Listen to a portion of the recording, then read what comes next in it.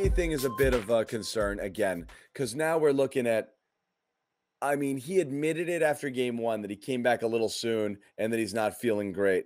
But like this version of him is unplayable, and he's unplayable right now. He's absolute trash. I mean, fine, he got 11 points yesterday. Le But trash. four of 14 shooting, le trash. But the other 3 games, 0 for 7, 0 for 3, 1 for 7 from the field, and he looks like he's moving in slow motion out there. Holy wow. I wouldn't be so bothered by his play if he were figuring out other ways to contribute besides shot making. Because again, we get it. You're physically trying to come back from a very serious deal, and we all understand that. But because you're back, figure out other ways to help. Make plays defensively. Keep your man in front of you. Yeah. Be a facilitator. Do something that can mask the fact that you can't make shots right now. I mean, remember when Tatum was kind of having his shooting doldrums, you look at his assist numbers, you look at his rebounding numbers, they were a little bit higher than they normally are. That's what you do when you're part of a team and you have a specific role that you can't meet in that moment. You figure out what the hell you can do to help these guys when you can't do what your strength is, what your superpower is supposed to be. Fournier, he's not doing that. And as long as he's not doing that, it's going to open the door for guys like Nesmith. It's going to open the door for guys like Romeo to get in there and help this team if they can simply do what their jobs are. And again, if we're looking at another game or two where Fournier is 0 for whatever or 1 for whatever, and Nesmith keeps playing with this type of energy, we're going to see that rotation flip just like that. We're going to see more Nesmith, less Fournier. And that's for the Celtics. Again, I don't think that's necessarily a good thing for them to get to where they need to be, because I think they need both of those guys.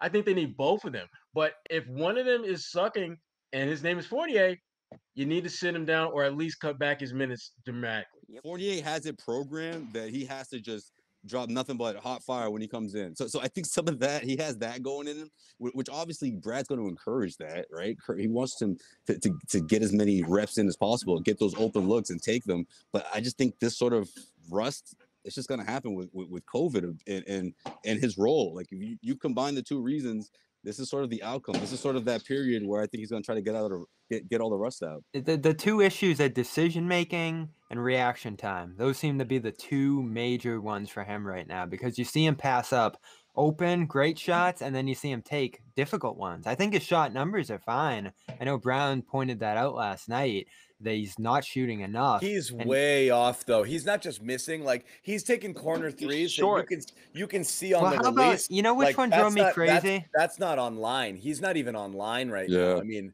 when they were release isn't pretty on top. When they were coming back. When they were coming back last night, he launched a long one on the break, or at least breaking into the zone, that just completely wasted a possession. I thought that was one of the worst possessions when they were tearing back last night on that big comeback. So I know Sherrod's just said like Nesmith could possibly pass him. The tough thing for me is that he is in the right position defensively. I've said this since they got him.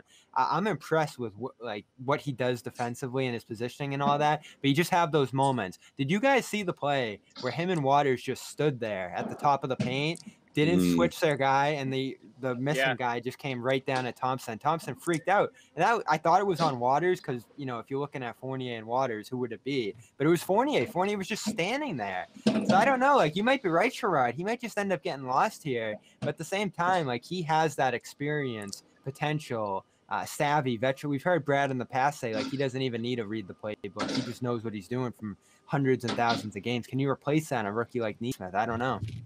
Yeah, but again, to me, it comes back not so much the execution, but the effort.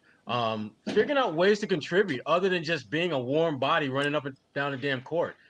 I need more than that. I can live with Nesmith making mistakes when he's playing with great effort. I can't deal with a guy who's not making shots. I can't deal with a guy who's not making shots, not playing good defense, and just overall isn't really contributing anything other than being another warm body running up and down the court.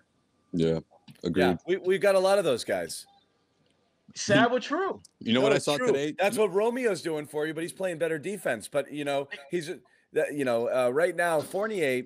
You got to play with Romeo.